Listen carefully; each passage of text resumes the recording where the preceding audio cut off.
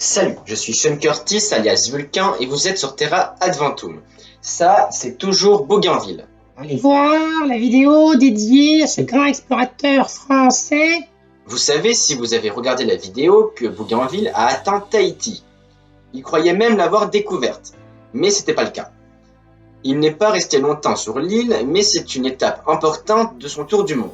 Aujourd'hui, voyons plus en détail la géographie de la Polynésie française et son histoire.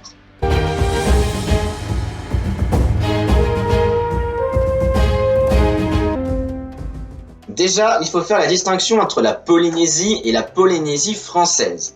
La Polynésie est l'une des trois régions de l'Océanie et du Pacifique, avec la Mélanésie et la Micronésie.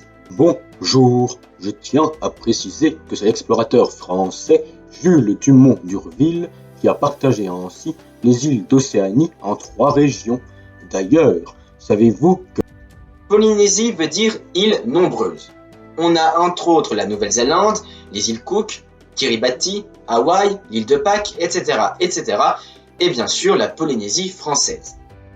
La Polynésie française, c'est une collectivité d'outre-mer, un pays d'outre-mer, possédé par la France.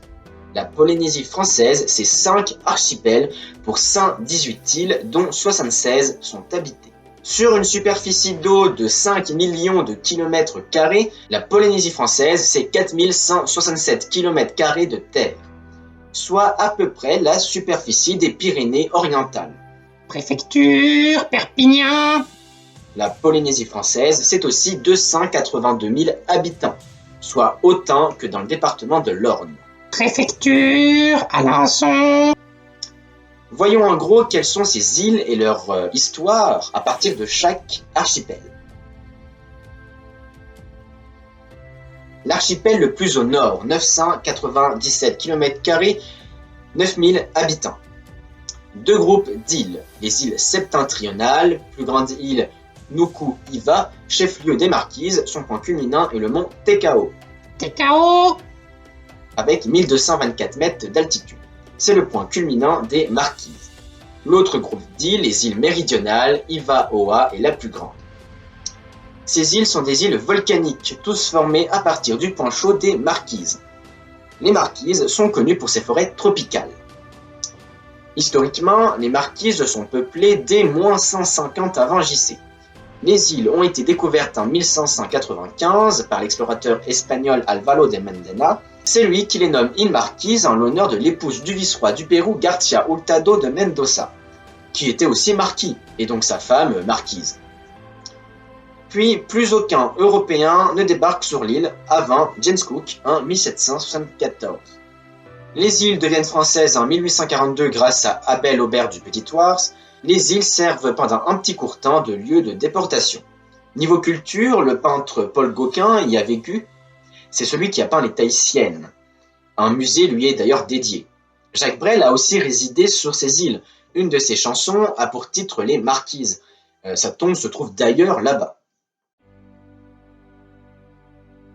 Située au sud-est de la Polynésie française, elle ne comporte que 14 îles, pour une superficie totale de 31 km². Sa population n'est que de 1600 habitants. La plus grande île est Mangareva, où se trouve le plus grand village de l'archipel, Rikitea. Le point culminant est le mont Duff à 441 mètres. Historiquement, ces îles n'ont été découvertes qu'en 1797 par le Britannique James Wilson. Il nomme les îles du nom de son amiral, John James Gambier. Il nomme aussi le point culminant mont Duff du nom de son navire. Le premier Européen à débarquer est le Britannique Frederick William Beechey en 1826. Elles deviennent alors un important centre de commerce, de perles surtout. L'archipel devient protectorat français en 1844. Situés au centre et à l'est de la Polynésie française, les Tuamotu sont un ensemble de 76 îles, ou plutôt atolls.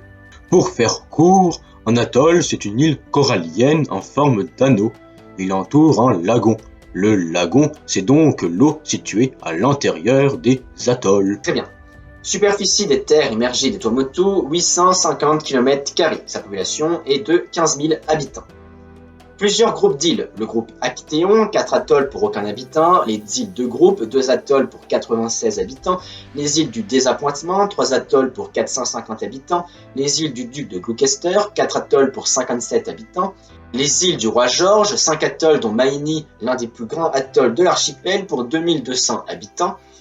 Les îles Pallissier, 10 atolls pour 6500 habitants. Parmi ces atolls se trouvent Whakarewa, Mateva et Tikeo, 3 des plus importants. Et surtout Rangiroa. Rangiroa, le deuxième plus grand atoll du monde, par la superficie de son lagon. Et oui, le plus grand lagon se trouve dans les îles Marshall. Par contre, le plus grand atoll tout court, c'est l'île Christmas. Et oui, c'est bientôt Noël, alors joyeux Noël. Et allez voir la vidéo sur les îles Christmas.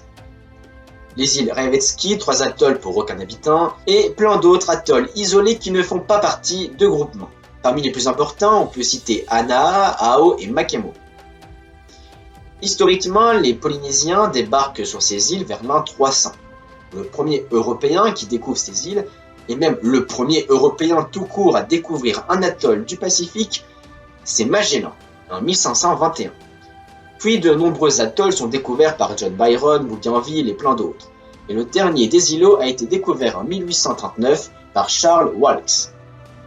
Elle devient protectorat français en 1844, puis véritablement française en 1880. De 1966 à 1974, 46 essais nucléaires aériens français ont lieu sur les atolls de Morurea et Whangatofa, et 147 essais dans le sous-sol et sous le lagon de ces mêmes îles entre 1975 et 1996. Situées au sud de la Polynésie française, d'où leur nom, les îles australes, c'est 7 îles pour une superficie totale de 550 km² et 6800 habitants. Ce sont des îles volcaniques ou des atolls. Les 7 îles sont Tubuai, la plus grande, Rapa, la deuxième plus grande, où se situe le point culminant de ce groupe, le mont Pero à 650 mètres. Mais aussi Rurutu, Rimatara, Raewawae, les îles Maria et Marotiri. Historiquement, les premiers Polynésiens qui y débarquent, ça daterait du XIe siècle, ce qui est relativement tard par rapport aux autres archipels. L'Européen qui découvre ces îles, c'est James Cook, lors de son premier voyage en 1769. Il reviendra pendant son 3e voyage. C'est à Tubuai que le Bounty s'installe quelques mois après la célèbre mutinerie. Toutes ces îles sont définitivement françaises en 1900. Place au plus peuplé des archipels, le plus connu, celui de la Société. 14 îles pour une superficie totale de 1593 km² et une population de 242 700 habitants. Elle est divisée en 2 groupes, les îles du Vent et les îles sous le vent. Commençons par les îles sous le vent.